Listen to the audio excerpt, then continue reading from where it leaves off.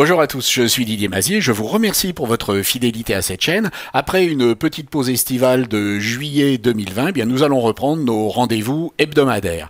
Alors n'oubliez pas de vous abonner, n'oubliez pas de partager surtout ces vidéos sur tous les réseaux sociaux, LinkedIn, Facebook, Instagram, peut-être éventuellement Twitter. Sachez que vous pouvez également embarquer ces vidéos sur votre propre site si vous le souhaitez. Alors elles sont gratuites, elles resteront gratuites. Pour l'instant, il n'y a pas de publicité et je ne pense pas qu'il y aura un jour de la publicité sur ces vidéos. Cette semaine, nous allons nous intéresser à une photo qui est destinée à devenir une photo de profil sur un réseau social. Nous avons ici une photo, nous n'allons pas juger de la qualité artistique de la photo, mais nous allons nous poser la question du cadrage et puis surtout de comment fonctionner le plus rapidement et le plus efficacement possible avec Photoshop en se donnant des moyens de pouvoir choisir parmi plusieurs versions. Alors mettons-nous au travail dès à présent. Une image de profil, selon les recommandations des réseaux, doit mesurer 400 pixels par 400 pixels et va s'afficher dans la plupart des cas à l'intérieur d'un cercle. Voyons comment, avec Photoshop, nous allons pouvoir tester différents cadrages plus ou moins zoomés de façon à choisir celui qui sera le plus efficace pour pouvoir présenter la personne. Nous allons commencer par utiliser cet outil qui est l'outil Image. Nous allons sélectionner cet outil Image, et avec l'outil Image, nous avons le choix entre le rectangle et le cercle. Nous allons donc tracer un cadre elliptique. Nous allons cliquer et tirer. En appuyant sur la touche majuscule, nous allons pouvoir nous limiter ici à un carré, et nous pouvons mesurer en temps réel la taille de ce carré. Nous allons donc nous placer sur 400 par 400 pixels. Nous pourrions, si nous nous sommes trompés, le modifier ultérieurement. Alors nous allons ensuite dupliquer l'arrière-plan, avec commande J sur Mac, CTRL J sur PC, et nous avons maintenant ici une duplication de l'arrière-plan.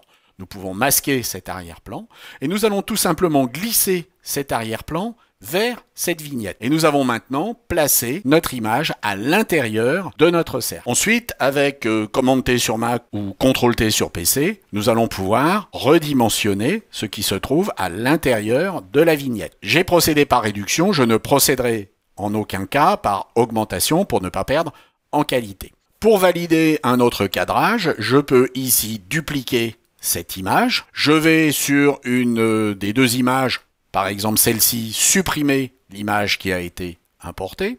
Je vais ici dupliquer mon arrière-plan et je vais pouvoir déplacer mon arrière-plan vers cette image. Et vous voyez que je vais pouvoir maintenant gérer un autre cadrage. Je vais pouvoir choisir un cadrage beaucoup plus serré. Pour checker un autre cadrage, je vais pouvoir de la même façon redupliquer cet élément, dupliquer image. Je vais pouvoir ici doubler mon arrière-plan en le dupliquant. Je vais pouvoir supprimer ici cette image et remplacer mon arrière-plan sur cette image. Encore une fois, avec commande T sur Mac, CTRL T sur PC, je vais pouvoir aller chercher un autre réglage. La question est de savoir comment je vais pouvoir comparer ces trois réglages beaucoup plus efficacement qu'actuellement. Nous allons tout simplement créer des plans de travail. Je vais sélectionner ici ce calque et à partir de ce calque, je vais créer un plan de travail.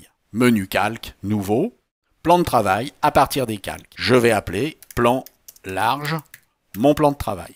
Je vais maintenant créer un gros plan. Je sélectionne ce calque. Je vais dans le menu calque, nouveau plan de travail à partir des calques et je le nomme gros plan. J'ai donc maintenant deux plans de travail, un plan large et un gros plan. Je vais donc maintenant créer un très gros plan. Je vais dans le menu calque, nouveau, plan de travail à partir des calques, très gros plan. Les plans de travail sont maintenant bien entendu les uns au-dessus des autres. Alors nous allons tout simplement, avec l'outil de déplacement, cliquer et déplacer les différents plans de travail. J'ai donc un plan large, je vais ensuite avoir ici un gros plan, et puis je vais avoir ici ensuite un très gros plan. On va placer l'image comme il le faut dans le gros plan. Et j'ai donc maintenant mes trois images. Et je vais donc pouvoir choisir l'image que je veux utiliser pour mon profil. Pensez que 400 pixels par 400 pixels, c'est ce qu'on nous demande. Mais l'affichage réel va être souvent très petit, en particulier sur les mobiles. Il est donc utile de ne pas avoir peur de faire de très gros plans, de façon à avoir une image qui soit la plus impactante possible. Et vous remarquez que l'état d'esprit de cette image est la même, quel que soit le niveau d'agrandissement. J'espère que cela vous a intéressé. Et puis je vous dis à la semaine prochaine. Au revoir.